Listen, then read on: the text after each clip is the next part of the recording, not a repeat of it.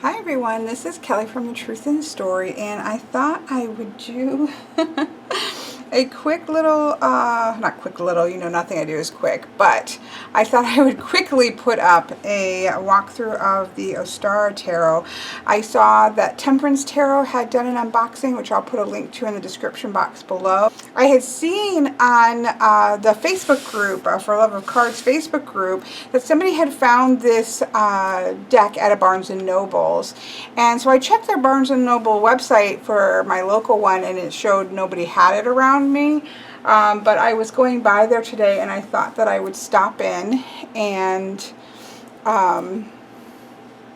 just see if they had it, because I was going right by, and lo and behold, they had one box on the shelf. Actually, I looked and I kind of thought, oh, they didn't, they don't have it, because it was like this, and it was kind of tucked behind, so you couldn't really see Ostara, because the word Ostara is on there, but it's, from a distance and without the light on it, you really couldn't see it. And so I really almost walked away, and then I saw this and looked a little bit closer to see what it was, and saw that it was a smaller box than I was expecting it to be.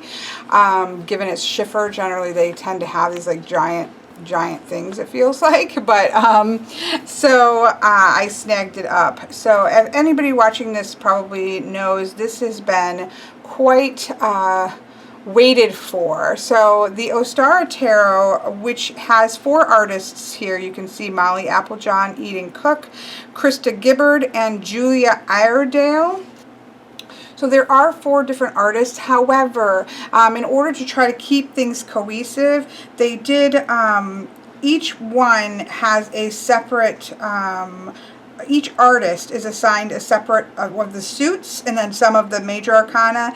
So there is, I have had the app of this. I had it when I had my Android phone. I didn't re-get it when I had, when I moved to the iPhone, but I loved, you couldn't, when I first saw this, couple years ago, I fell in love with it, but it was out of print. You couldn't get it, and so I had the app, and I really loved the images, being able to obviously go through all of the images on the app. And so I remember being a little bit surprised that it was by 4 people. So I think that they did a good job, but we'll take a look. It's been a while since I've looked at them. And they kept like the similar borders, so everything is supposed to look quite cohesive, even though there are separate artists for the different suits. So that's one thing we'll be taking a look at. I was trying to look up when the original was produced. 2015. Somebody was doing a review of it. I know they had a little bit of issue with their pre-ordering and everything. So I would say around 2015 it must have come out, because she was writing this as sort of a review in 2015.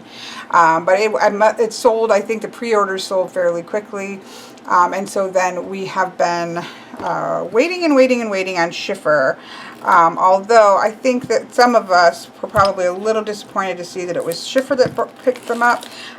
Schiffer does amazing work, but they just do really glossy cards.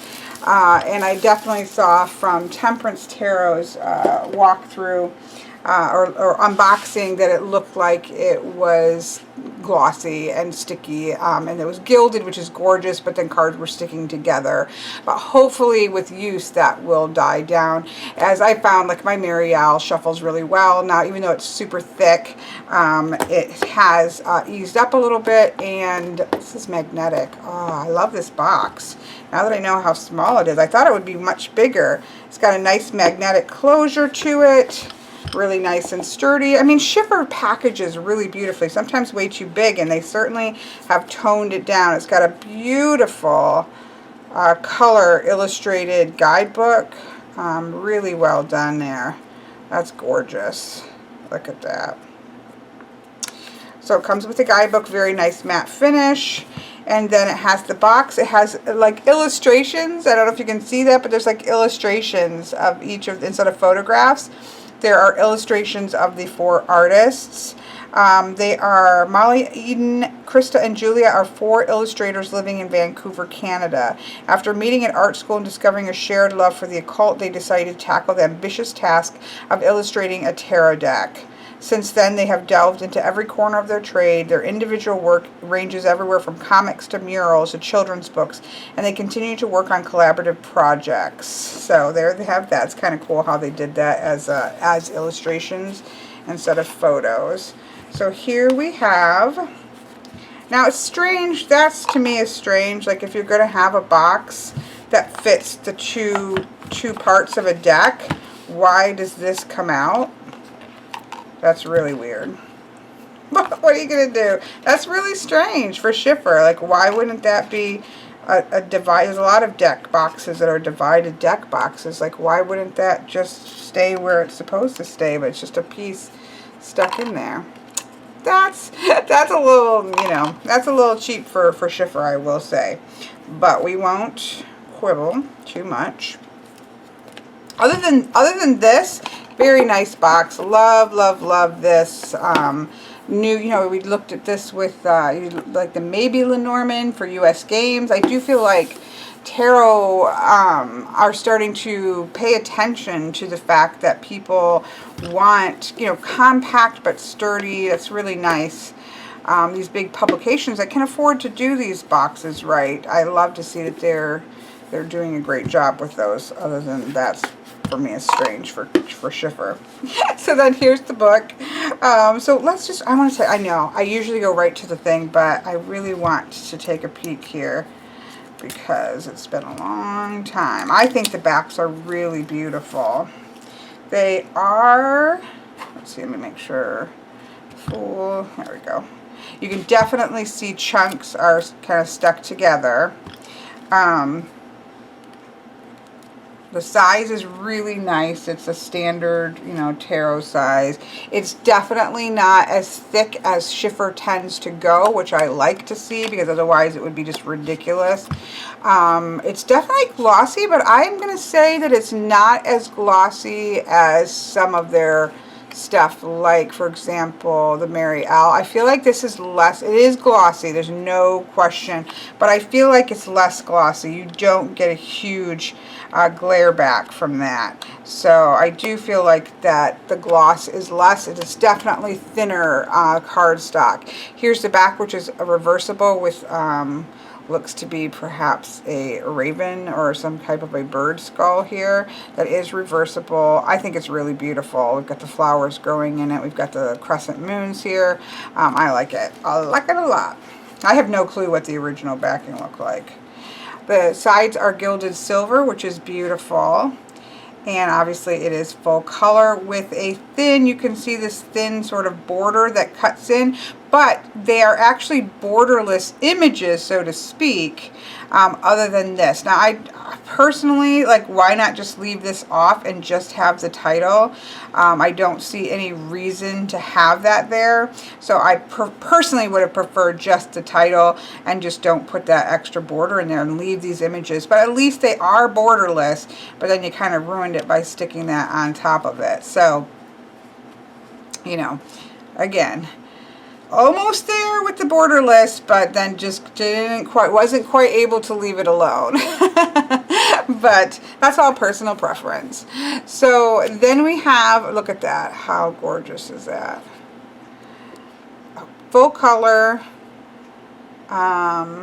discussion about Ostara, which is talking about being the equinox, wakes the city after winter, talks in kind of an overview, and it really goes right into the cards. So let's see what they have here. They have keywords: beginnings, innocence, trust, and freedom. It has a girl rides her broomstick through a sky filled with birds, getting dangerously close to the sun. The Fool is shown at the beginning of her journey, symbolizing unlimited potential. This card tells us that each day is an adventure. The Fool upright in a reading tells us that now is the time to be foolhardy and to set out on a new adventure without worrying too much about the consequences. It is easy to hum and haw about the dangers of living without ever actually going for what we want. This card tells you to trust trust and enjoy life, and that we will only grow through the experience. And then it gives you a reversal. The Fool in reverse cautions us about disregarding the consequences of our actions. We may find ourselves wanting to be free and reckless while actually doing real harm to ourselves or others. Be prepared for the challenges that lay ahead. This is a time to be brave and spontaneous, and a time to be consistent and reliable, knowing the difference is your challenge. Now, it doesn't say, I'm looking here, so it doesn't say, you know, I know that the major arcana was, oh, it does, okay, yeah, duh. At the bottom, we can see illustrated by Julia Iredale, and I wonder if they kind of clump them. No, they separate out. So they do tell who did the card at the bottom. And then when we get to the minor, see if we have the same. So the minor, we have it on one page. We still have the keywords.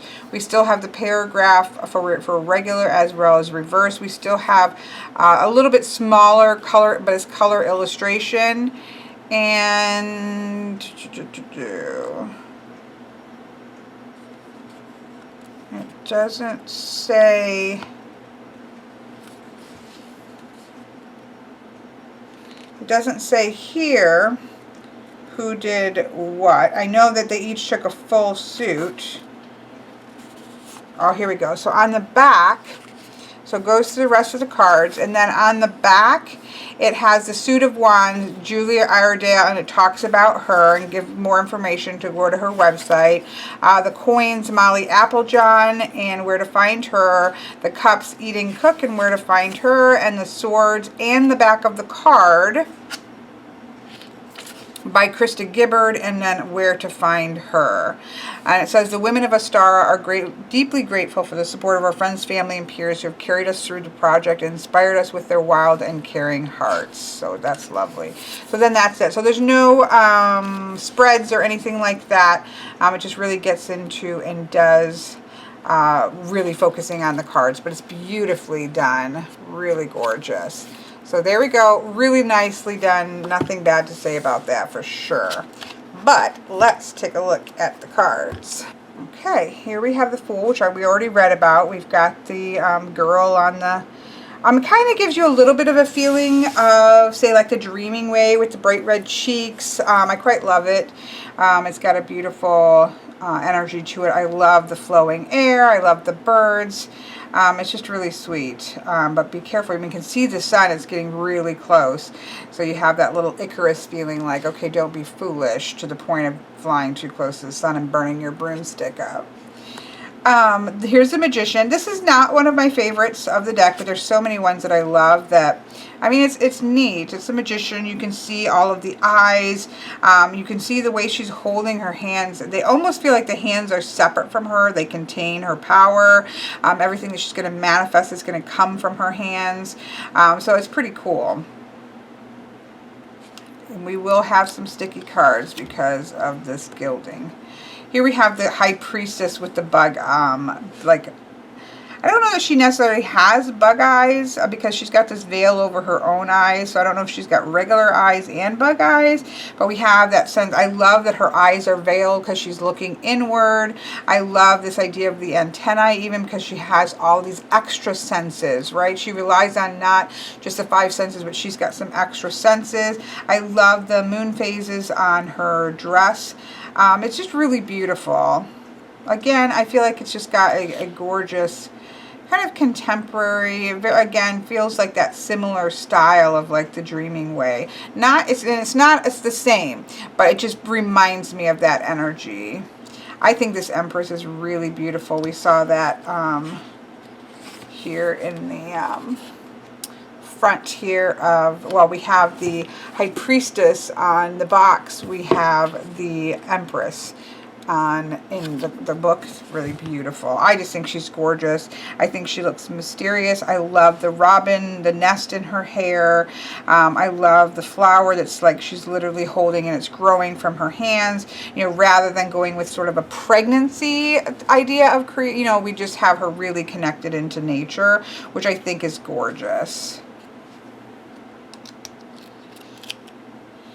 Love this Emperor. Look at that. We've got the ram's horn reminding us of Aries. We have all of these like drawings because you just, I don't know. I think this is really gorgeous. It has a similar energy to, say, the Emperor from the Marielle, who has all those, you know, has that sort of real Celtic feel to him. This does feel like this could be the Lord from Celtic mythology. But there is also a sense of structure and working things out, even some of the gears and things. I just think this is a gorgeous Emperor. It's one of the cards I really loved in this deck. Here we have the Hierophant for learning, and so we have this. To me is slightly strange because you know what it makes me think of is it makes me think of that skin face in Doctor Who. I can't remember what her name is. She likes trying to live forever, so then she ends up being nothing but like a piece of skin stretched out. That's what this reminds me of, which is not a good connotation in terms of learning and mentoring and things. She's not somebody you would want as a teacher. But I do, the rest of it I really do love. I love the hand with the candle. I love the doorway and kind of going to enter in a doorway. I love the pages of the book. So yeah, you just kind of have to get by the eye for me. And again, it's just because of that reference that goes to my head. Here we have the Lovers, which has a very beautiful kind of anime feel to it. In fact, you know, when I saw the Sassy Burrito, it's not that. I cannot tell you what that is, but it has become the Sassy Burrito. It kind of reminded me of some of the artwork in the Ostara, just because of that beautiful anime. But this is, I think, is really gorgeous. I love all the lanterns. I love all the candles. I love that they're in the midst of a dance. I think it's just beautiful. Look at this Chariot. I really love this, even though, of course, we don't actually see movement, right? But we have the two horses facing in different directions. We have the holding of the reins. We have the moon symbols here. We have that sense of almost like a halo, with that sense of confidence.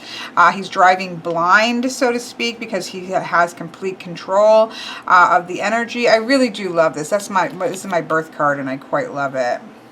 This is also beautiful. We have actual Mott who is weighing. You hear this a lot with the Justice card, the idea of weighing the heart against the mind, weighing the heart against a feather, which is a story of the Egyptian goddess Mott. But you also have that sense, for me, the Justice card is about seeing through emotions into the and seeing the truth. So I think that you also have those two symbols there. So I think that's just beautifully done. Here we have the Hermit. Look how gorgeous this is with the mushrooms and the caves and all of the stars. I feel like they're high up on a mountain with the lantern. I think it's absolutely gorgeous. And this could be a man or a woman. I think it might be a man. I think it's got a mustache, but I can't see very clear. I have my reading glasses on. But in a glance, it could go either way, which I quite like as well. Really stunning Hermit card, which is one of my favorite cards. Here we have the Wheel of Fortune, which is really interesting with all of these eyes. We definitely have the idea of the three fates here. We've got the thread. She's kind of holding it. This one's coming off. This one's got a pair of scissors. So you definitely have the sense of the fates here, or the moire, which I love, love, love in the Wheel of Fortune. So I think that is awesome. Awesome, awesome, awesome, awesome. Here we have Strength. I've also really liked this one. Again, we've got that sort of anime style to it. But you can see, like, you can kind of tell the differences of the artists, but it doesn't feel jarring. I'm really not one to to be honest, I don't like or buy decks that are by different artists. But while you can tell the differences in this artwork, because of the color palettes, at least so far, because of the color palette, perhaps because of that border tying it together, although I don't think that's necessary, it doesn't feel at all jarring, and that's nice to see. This is the Strength card, and I love it because I'm obsessed with dragons. It just makes me think of the Dragon Song, which is one of my favorite books. Again, it's not the most well-written book in the world, but in terms of the story, in terms of what it evokes in me, and that connection and that dream of the connection with the dragon, it just is, it fills the bucket. I wish it was on Audible so I could re-listen to it all the time. But this, so this is just stunning, and I love it. Beautiful Hanged Man. Beautiful Hanged Man. Look what we have below here. We have like sleeping. I don't know if those are sleeping dogs. I don't think that the book talks about the symbols, which is something I would like. It's just it's a personal preference. Some people don't like it. I really do like to see it. No, it does a little bit. It says, a jaunty young man, I don't really get the sense that he's jaunty, dangles from a tree by his ankles above a pack of sleeping wolves. The hanged man has given himself freely to his situation. He smiles, and despite the discomfort of his pose, his skin is exposed to the teeth of the beast if they choose to wake. But he hangs there calmly. Yeah, I quite love this. I don't really see that they're going to wake up and eat them. I see them more in connection because I love wolves. So there are some creepy pumpkins with creepy faces. Maybe those will reach up and bite him. But I think that's a beautiful hangman. And 2 thumbs up, it does actually talk about those in the guidebook. So I love to see that. Look at the death card. I think this is really stunning. You know, in Marseille decks, you see a lot of hands and feet in laying on the ground being pulled up. We see this raven skull again. We almost see the grass and the vines coming back into claiming it. You do have a sense of the sun coming back up, but it's a really powerful death card. Love the Temperance card. Look at this.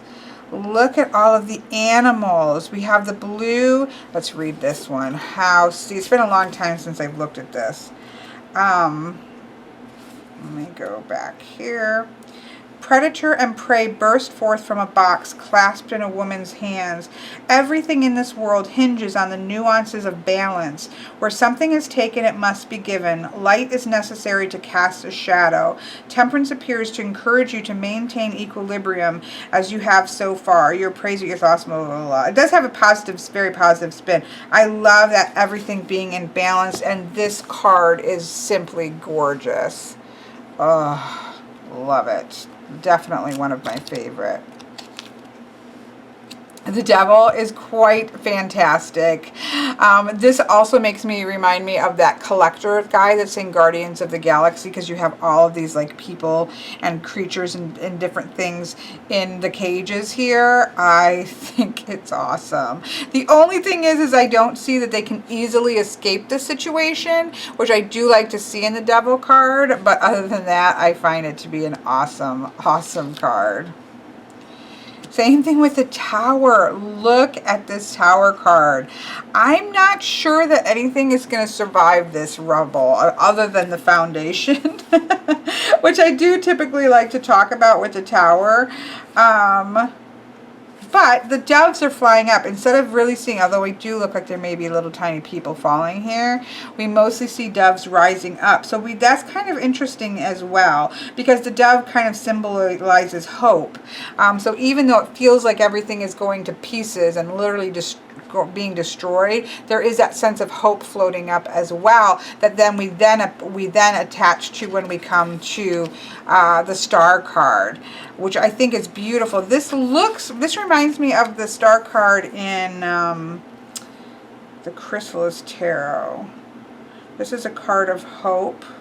There is in the Chrysalis Tarot, it refers to a goddess of the stars, and that's kind of what this feels like. A woman dives through the night sky chasing after the star. This is a card of hope. The universe is looking out for you, and it is now a time of renewed self. Because you've had all that destruction of the Tower. I just think it's beautiful. Beautiful. I need to find out who that goddess was, because I do feel like that's a really good that way that you could attach meaning to this as well. Beautiful. I love this moon card. It's so simple, right? We've got, and what's interesting is we got all these people around her, which you don't normally see. This could also be bits of our shadow selves as well. But the idea of being calm and just, she's resolute with her staff. She's in this night sky and all this is going on, but she's focused on the sky. And she seems serene amidst all the chaos, which I think is so beautiful. But at the same time, this could be also the parts of ourselves that we do need to reconnect with and connect and heal. Beautiful. This is one of my favorite cards. Here we have the bee person in the sun. Not my favorite ever sun card. However, I really love that it's not a naked baby. There is a strength of purpose. There is sort of the fully armored, ready to go out and face the world with that sense of confidence that I feel with the sun card. So I do think it's quite lovely. It's not my favorite, but I do think it's lovely.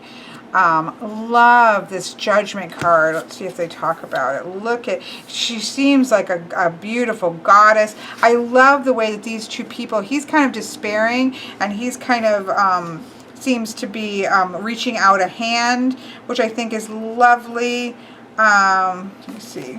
A soldier comforts his weeping friend as a Valkyrie looms above. She wears the crown of Anubis, gatekeeper of the underworld. You will likely identify with either soldier or the Valkyrie in this card. By acting swiftly, you may make a decision of great importance now. It will not be without consequences, but if you do not take control, life surely will. That is really gorgeous. So we have the Valkyries and the soldiers here, and the comfort between the two is very, very touching. Whoops. Here we have the World card. I really love this World card, and I'm not usually a fan of World cards. But we have this, the world being born from the void. Actually, the world is coming together, literally, which is really cool. We have in the corners, we have Leo, Taurus, Aquarius, and Scorpio, which are symbolic of the 4 elements, as well as the cycles of the season. But I love this, the world coming together, literally, which is gorgeous. So that is the Major Arcana. I think it's gorgeous. I'm really, really happy. Again, that's probably my least favorite one, even though it reads really well. This one stands out, I guess, maybe the most as being very, very different, although they are, you can see the different art styles, but it's not jarring to me, and I don't like that. Generally, I don't feel it's jarring.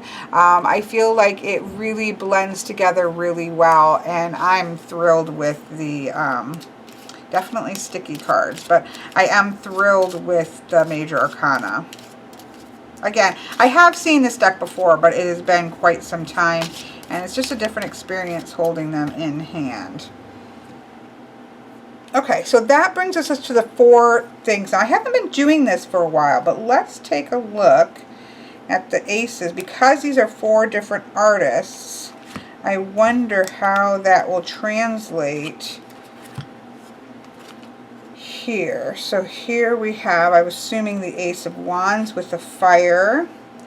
Here, I love that 2 of Cups.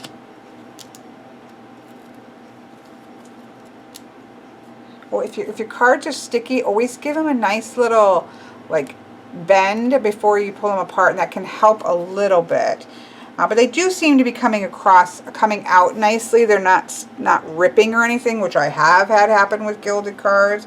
There we have the Pentacles with the adorable little mouse. I'm a huge fan of cute little mice. Okay, let's see. So then we have the Cups.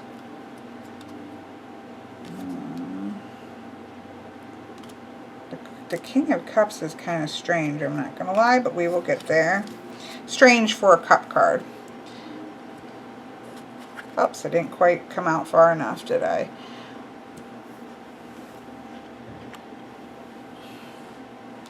So there we go. Again, they're different artists, but I don't feel that they are really jarringly different from each other. I don't feel a symbol, other than it seems like there is a mouse and a mouse head and a mouse in every single one of the aces. So that's interesting, that little seed of it, perhaps. I don't know. We're going to find out. I'm going to start with the swords because that's my favorite suit. Although I've been really interested in the Pentacles, so we're going to do that too. We're just going to mix them up a little bit. Zoom back in. I believe this is quite Rider-Waite-Smith based. We'll see, but I would be surprised if it wasn't. So here we have the Ace of Swords. Definitely, you know, starting right off with a body, skeleton of a human here. So we are definitely starting with an ominous set feel to the Eight Swords. But look at this Two of Swords. How stunning is that? This is gorgeous. Look at, she's blindfolded bird, but the nest binding them between the two. I'm a huge fan of Two of Swords, and that's gorgeous. Here we have the Three of Swords. Again, quite typical. We've got the three hearts. Kind of reminds me of the Druidcraft, which I really love. So at least it's not a bloody heart or anything. We do have the growth here, that understanding that 3 is about growth. And it can come from something difficult, like rain and this going on. It can come from difficult things, but it can also come from positive things. It's just growing of the mind. So I really love the inclusion of the vine here, as well as the frog. So that just has that sense of creation and growth. The Four of Swords is very Pip style, right? We have a sleeping rabbit, hopefully sleeping and not dead. Maybe we should look. Maybe I don't want to know. No, I can ignore. I'm good at ignoring things if I want to read it differently. Solitude, rest. No, a hare is sleeping soundly amongst 4 sabers. Here we have the Five of Swords with the snake, which is interesting, right? Because this is about conflict. It is shaking up, things that are shaking up. So it's interesting that we have the snake here. It's important to recognize when we are being manipulated, guilt-tripped, or... So you kind of get that idea of the snake in the Garden of Eden. And be careful that your mind and your thoughts aren't being manipulated. So I think that's an interesting way to read the Five of Swords. But I also do like that it's rather Pip-like. And so it can be read in a variety of different ways. Love this. I love Six of Swords in the Rider-Waite-Smith tradition. I really love the Six of Swords, and this is really gorgeous. Absolutely beautiful. A little raccoon is stealing away the swords, which is pretty funny. A little bit of humor there. Love this Eight of Swords. I mean, he's blinded, but he can easily fly up and out of the situation. He needs to rely on his other senses. So I do think this is really gorgeous. It does have that sense of, you know, there's nothing holding this there except for his own mind, because he can't see. He thinks he can't fly, right? So there is that sense of, in the Eights of Swords in the Rider-Waite-Smith tradition, that idea of needing to kind of think outside of the box and needing to not allow your mind to trap you. So I think it's beautiful representation. And then the Nine of Swords holding his ground here, this wave of sticks and swords and things. Really beautiful. I love all the use of animals. This is really sad, although I don't think this isn't going to hurt this whale. I don't believe this whale would be killed by those puny little swords. Let's see what it says. I think he's gained victory over and come to full circle, but that's my reading of them. A whale's mournful cry echoes across the star-speckled water. This card heralds great misfortune and sudden overwhelming disaster. Although it signifies loss, betrayal, and defeat, it also represents the end of the cycle. Yes, it does. So I'm going to read this differently, because I think that these, yes, look at all these little swords, but they're just basically pricking him. This is a massive, beautiful, strong whale who is only going to come full circle and have victory over everything, because I don't believe that would kill this whale. That's how I choose to read it, folks. That's how I choose to read it. Here we have the Page of Swords with a cute little like fox type creature here that I love. We have the Knight of Swords, who is out there literally fighting. Has a very pagan otherworlds feel in terms of all of the animals, which I quite like.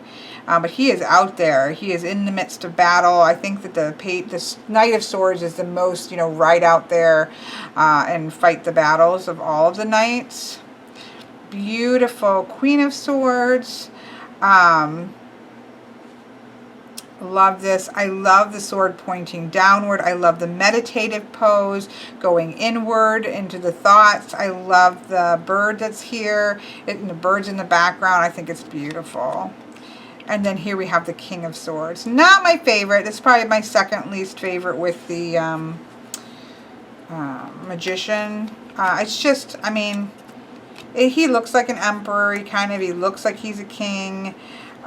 He's got his sword, but it just, I don't know, it's just kind of there. Just in terms of the actual image, doesn't, and I love Kings of Swords, so this is kind of disappointing, but it's not horrible.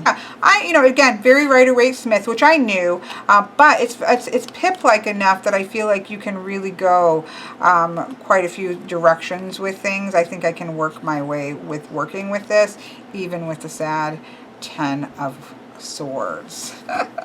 Again, it's not that I don't think there are 10 of Swords moments, but I just really am a numerological person, and so the 10 is a sense of completion, and the Swords are about a mind. So is the completion of a full cycle of the mind, does the mind end with death and betrayal and dying? Like, I don't, that doesn't, to me, in a numerological sense, that doesn't make sense.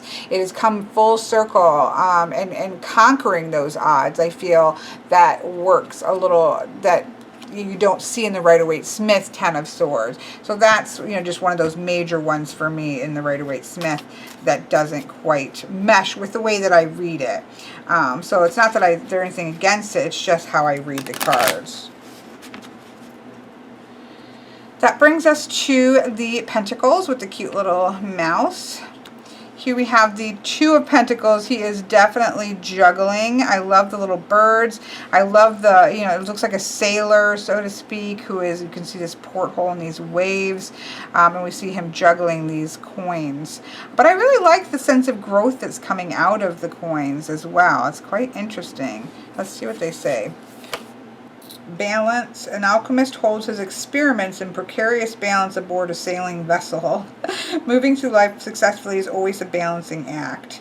You may not always have a stable footing. So pretty typical, or Rider-Waite-Smith meaning there. Was quite beautiful. I love it. I love this Three of Pentacles. Although, I mean, in terms of artwork, let me backtrack. It's beautiful, and it evokes oh, that's really beautiful. But in terms of the Three of Pentacles, I don't see like a mastery. So let's see again what they have to say. Learning, patience, research, and wisdom from a mentor. An ingenue learns about an ancient fairy temple in the swamp. See, I feel like you would have no way of knowing that if you didn't read the guidebook. Her teacher is a golden frog. There's the teacher. When this card appears, it is time to dedicate yourself to learning, for it is the card of the Apprentice. Okay, so you just needed to get the story. But I do love the picture, and it does look like a fairy tale. Love this Four of Coins. Now, see, I don't think of the Four of Coins as about I've just read this, a grizzled merchant. I don't read the Four of Coins as greed. I feel like the Four of Coins is about, it's a time to be holding in our resources in and not exporting them. I can still go there with this, but it definitely has that strong Rider-Waite connotation because he's supposed to be a greedy merchant. This is a beautiful Five of Pentacles. She doesn't even have any clothes on her back, and she's snowing outside. But there is a snake that is pointing her inward and saying, go inside. You don't have to stand outside in the cold. Go inward. So it's quite beautiful, because I do like traditional Five of Coins a lot. It's one of my favorites. Here we have a very watery Four of Coins, which is interesting because it's not, you know, you would look at this and think, oh, this must be a cups, but it is a mermaid who is doling out her wealth. I'm not sure that the fish are in need of any coinage, but you do have that sense of generosity here. Here we have the beautiful, I love this Seven of Cups. See, there's a whimsy to some of them that, again, has a little bit of that feel of the Dreaming Way, where they're very serious cards, and it's not at all a deck. Same thing with the Hezekos. That is got, they're actually quite serious and quite beautiful and powerful cards, but there is definitely that touch of whimsy there. And we can see that here with this little family of raccoons who have things that they need here. They're snuggled safe in their den, it says. It's about simple pleasures. This is not a time for change, it talks about. It's just a time it's not the time to flee home. It's time to enjoy what you have cultivated around you.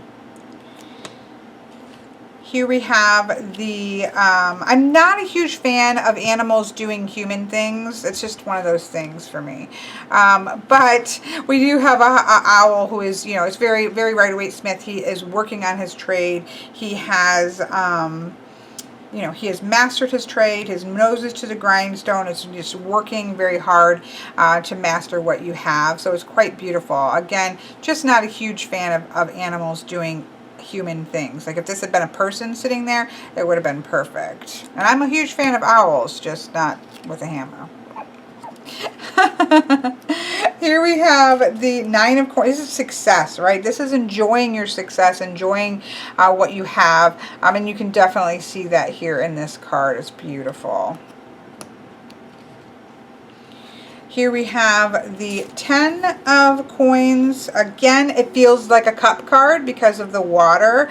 I do like the earth to stay very earthy, but, you know, what are you going to do? But this is children gather around their father in a splendid coral. The patriarch is a many-armed octopus, and he is successfully juggling all of his responsibilities.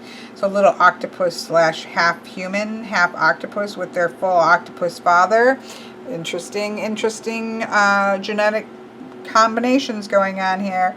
But I do like the idea of juggling your responsibilities well and being able to manage them. I just feel like it looks like a cups card, but coins are very prevalent, so you're going to see right away you're looking at coins. Beautiful, beautiful page of coins here. She moves through a river of moonlight foxes. Oh, she is a symbol of spiritual bounty. Spiritual contentment, intuition, reflection, and nature. I think it's a stunning card. Love this as well. Look at this Knight of Coins with his bear. They trudge headlong into a glittering blizzard. Soldier on. You know, it's definitely the Knight is the one that's plodding along a little bit more, the Knight of Coins, but he's keeping on moving forward. It may not be fast, but it's definitely movement forward, and I love that here. Very fairy tale feel. Love this. This is one of my favorite of the queens. Look at the Queen of Coins. Maternal relationship, safety, nourishment, and protection. So stunning. Love it. I love the dried herbs at the top. And look at that King of Coins. That looks like, you know, this is the monarch of the woods. This is the Lord of the woods. Very fey energy. Absolutely stunning. Which brings us to the Wands. So again, we already talked about the Ace of Wands here. Reaching through the flame, holding a budding branch overhead. Here we have the beautiful, very anime style, which I quite love, a Two of Wands here, talking about planning for the future, progress. A girl looks out from her cage at the free birds beyond the bars. This card is about getting out of your comfort zone to see what you want beyond your boundaries. I love that. Gorgeous Three of Wands. Preparation, foresight. A frog sits on a lily pad contemplating three ships that swirl in the current. Tells you to keep an open mind and consider the choices that lay behind you, beyond you. See coming challenges. I think it's gorgeous. I love it. Love this. Look at the four. She's amazing. I really like her art. Here is the Four of Wands, celebration, harmony. We have the branches coming up. We do have the sense of celebration here. And we have this coming together and the bounty here of the carrots. I love it. I love it. Here we have the poor snake is much maligned in this deck. One snake with two heads pulls itself in different directions. So we do have that kind of internal conflict that's going on here, which is quite interesting. But I do feel bad for the snake. This is so beautiful. Look at the Six of Wands. Public recognition, victory and progress. She wears the head of a fish and is joyously hailed as the queen of the fishes. Again, see, there's that sense of whimsy, but you certainly get that idea of recognition and coming full. Again, we definitely are not keeping the elements in their suits, which not everybody uses the same elements for the suit. But that's just something to be mindful of if you do, like me. Here we have the Seven of Wands. So this is a bit of a challenge. She sits on the sunbeam atop a floating island, guarding her perch. The Seven of Wands is about maintaining your position at the top while others strive to achieve the same success that you have. So she's guarding her position there. She's worked really hard to get where she is, and she's needing to kind of figure out a way to hold her ground, like you often see. Look at this Eight of Wands. How beautiful is that? Speed and swift action. Now, of course, it would be nice if he was actually flying, but I think it's beautiful. 8 green leaf wands emerge from the heart of a peregrine falcon. Freedom and space. Oh, so gorgeous. A gorgeous image. Look at this. Is one of my favorites. This is the Nine of Wands.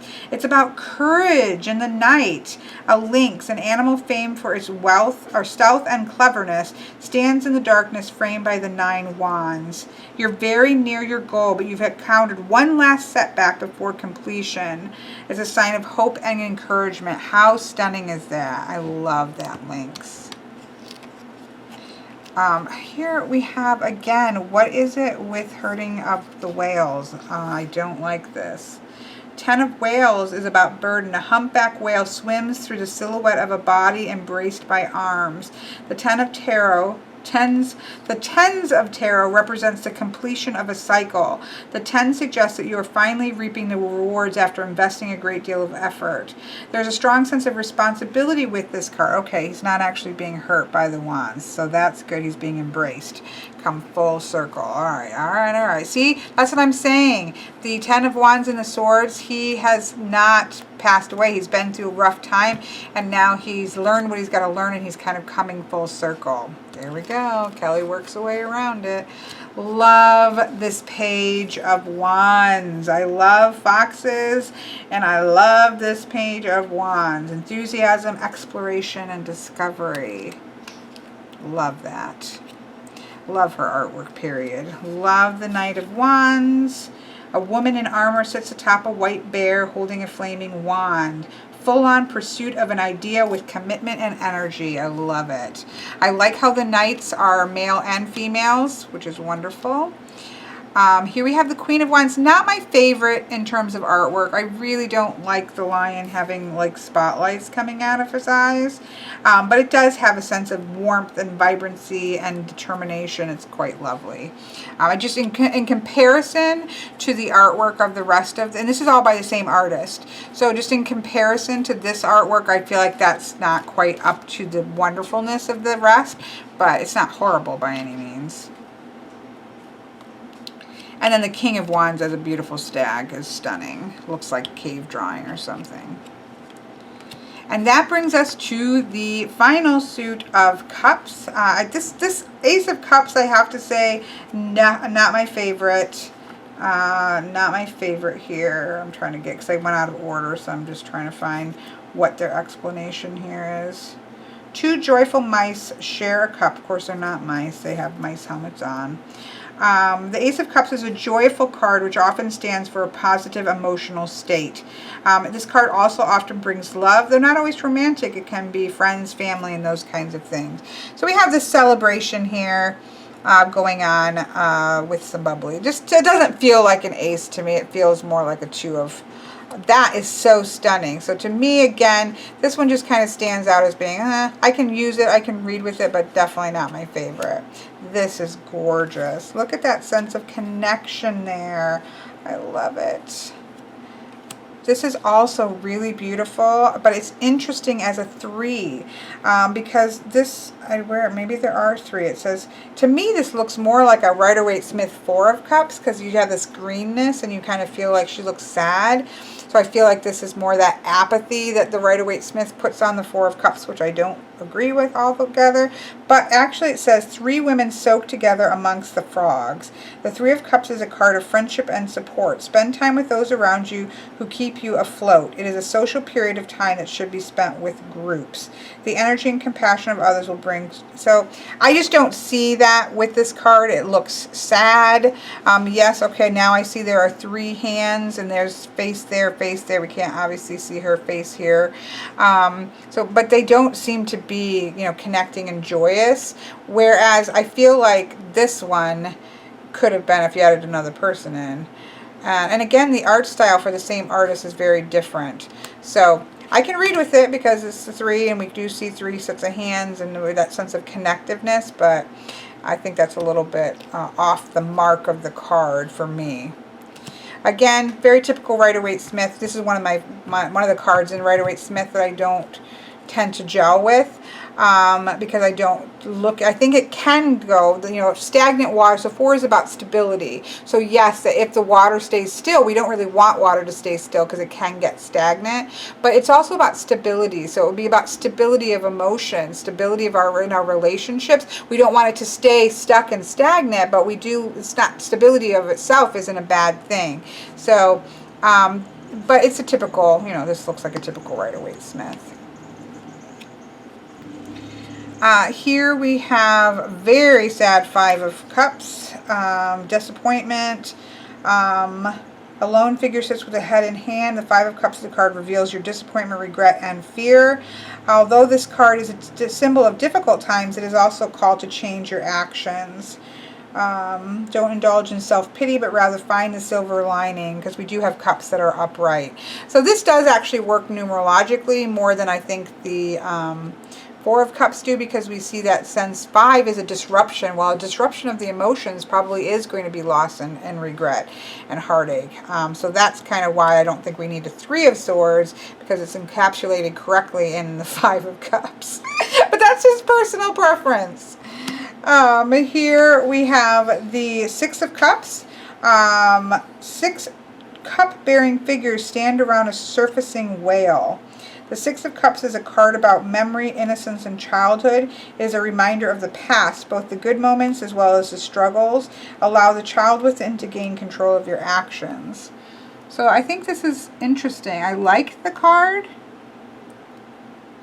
It seems very magical. I see the 6 of Cups as being one of seeing the world through the eyes of a child, and this is very magical, so I can go there. Here we have a really beautiful 7 of Cups, but oh, I turned the page. Illusion, shallowness, and truth-seeking. So the 7 of Cups is about your illusions. We have all of these masked figures, which is quite interesting use here. The 7 of Cups is a card that warns about the power of illusion. 7 to me is also about new growth, and maybe we need to remove the mask to have that new growth, so that works for me. I think this is so beautiful. Even though it's a little strange with those legs there, I'm not going to lie. A lone bird sits atop an isolated cliff. The 8 of Cups is a solitary card. Kind of that going off to heights unknown, but the legs, the people legs and the bird body, that doesn't quite work for me. It doesn't feel so whimsical as just very disconcerting, but I can go there. I think the Cups are probably maybe my least favorite of the deck, but there's some gorgeous, like this is stunning. Here is the 9 of Cups, about accomplishment. A woman is comfortably curled atop a pile of large cats. Like, I love that. I think that's gorgeous. Here we have the Ten of Cups, that idea of kind of happiness and fulfillment. Large tentacles close tight upon a statue of two lovers. The Ten of Cups is a card that represents fulfillment, particularly in the romantic sphere. Yeah, I mean, if they're statues and not people, I'm not sure how successful they're... I guess it's successful enough that somebody would build a statue about them. Here we have the beautiful... I love this Page of Cups. Page of Cups, sorry. A youth entertains a group of foxes with dazzling shadow puppets. He is the most childlike of the pages and encourages emotion and creativity to bloom. I think it's beautiful. Here we have the gorgeous Knight of Cups off sailing the waters of the universe. I love that. Sails in a flying boat with her face turned towards Ursa Major, the bear constellation. The Knight of Cups often shows itself through an event or a person in your life. Typically, the Knight is a motivational wind or sign of inspiration. I love this. Here we have the gorgeous Queen of Cups here. That a sense of intuition and creativity and empathy. Beautiful. And then this is the one I'm like, what does this have to do with the cups? King of Cups shows himself as a stag as he meditates over a large vessel. Oh, okay. The King of Cups is a master of... That makes sense. He's meditating and going inward and calming his emotions. So I thought there was going to be an animal for each of the... But I think what it was, let's zoom out a little bit, is there's an animal for each of the court cards. So let's just see if I can quickly... Yeah, because the Knight is a bear. I don't know about the Queen, though. Let's see. The King is a stag. Sorry, they're a little bit sticky still. Although I will say, it feels to me like these... Well, here's the Knight with the white bear. The Queen is interesting because this is a ram. This is a lion. So here's the King, which is also a stag.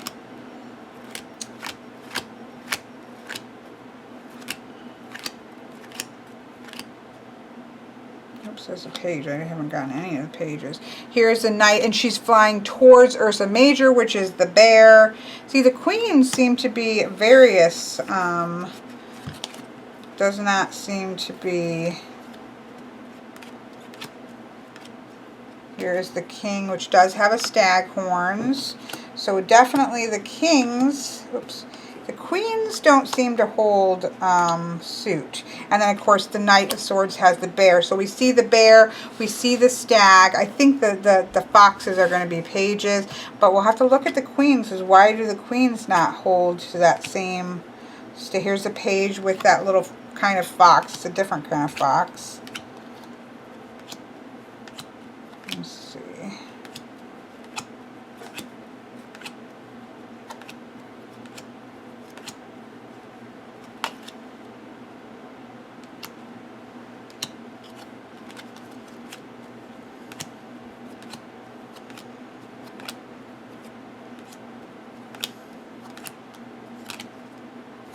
Okay, so I'm missing a couple pages. I noticed while going through here that sometimes the titles are on the bottom and sometimes they're on the top. I'm not a huge fan of that. It's also the same in the Major Arcana. I didn't notice that in the Major. So I was going through looking for, at the bottom, and they were actually not there. So that I'm not a huge fan of. I feel like you need to go one way or the other. Now all of the pages are at the top. All of the Kings are at the bottom. All of the Knights are at the bottom. But then the Queen, we have one that's at the top. So that to me should be flopped down. Like that to me doesn't make sense. and that should go down. But then I also noticed in the major arcana, some are at the top and some are at the bottom. Those kinds of things are important as a reader, you know, when you're doing big spreads, or if you're looking through for a specific card, you key in on those where to look. Becomes really important to quickness, and so I think you need to pick which way it's going to be, and especially if all of them are that way except for one, that really stands out as a bit of a problem. So, but that's just me personally. I think especially this one, that to me looks like a mistake. Obviously with the major arcana, that might be how they wanted to do it, but I think that that's a mistake just in terms of, as a reader, you want those cues so that you can quickly look there and look in the right place. I don't mind that they're mixed up, like very often the major arcana is at the top and then everything else is at the bottom, so that I like, but that within the structure, so within the major arcana, within the minor arcana, within the court cards, if everything stays where it's supposed to be, I think that's a quibble. I will say that especially I think should be fixed in a future printing. But what's interesting is that, okay, so we have boxes as the page, we definitely have stags as the kings, we definitely have bears in the knights, but then in the queens we have, let's see, they're not even all cats. We have birds, we have different things going on. So let me see if they talk about that at all, because that's a little bit strange.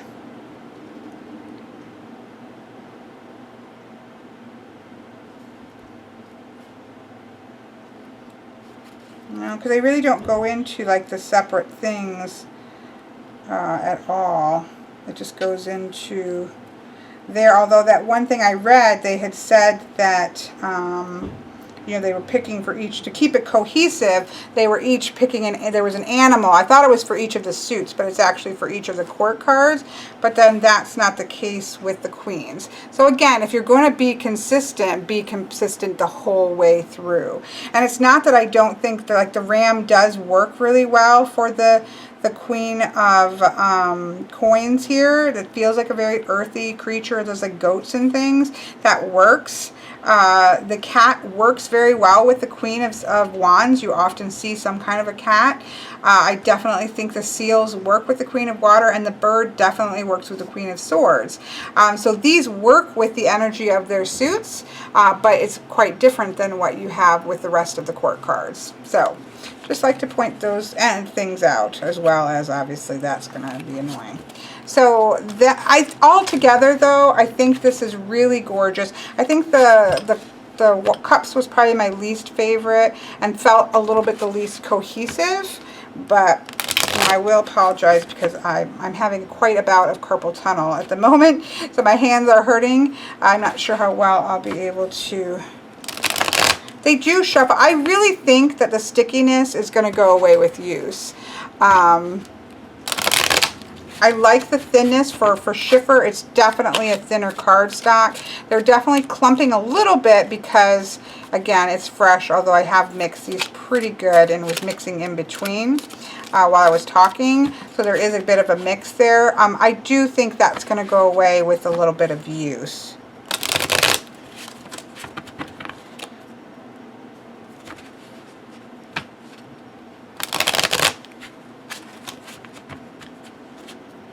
Let's just take a look here to see them all laid out. King of Swords. Love that moon card.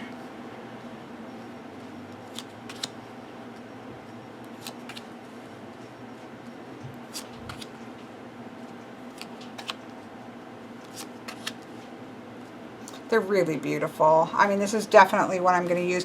I think that somebody's doing an Instagram challenge using a deck the whole time, a new deck to get to know it. So I'm definitely going to be using this deck for that.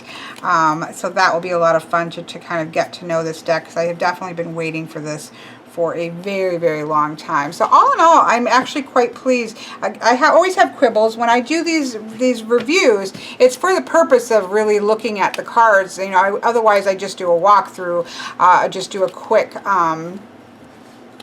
you know, flip through the cards. But the purpose is, so, you know, sometimes I know it feels like, oh, you know, you're picking apart a little thing. That's kind of what I feel like is the purpose of me doing a long review. But all in all, again, I had this app for a long time, and I actually used it because it was a deck I really wanted, but you just simply couldn't get. So I have read with this mostly like little 3 cards just before bed, throw them up on the screen and kind of just, you know, read them. So I do think it's very beautiful and it's very readable. I do think that despite the 4 different artists, and you can definitely see the differences in the art, it still doesn't feel really jarring. It does feel like a cohesive deck for the most part, with a couple exceptions, such as this one and this one.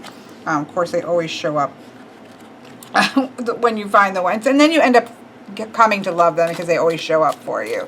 But already I can feel this starting to stop clumping, so don't despair. It happens with foil cards, and so especially mass-produced foil cards. Sometimes the higher end ones, like I never had that problem with the Fountain Tarot or things of that nature. So some of the higher end cards, you don't get that. But when you can tell it's almost like they're like put like this and then foiled. So then of course they're stuck together, and so it takes a little bit of time to really break up. But this feels like it's going to break up and be quite shuffleable. And I really love that they thinned their cards out, because shiffer cards were just way too thick.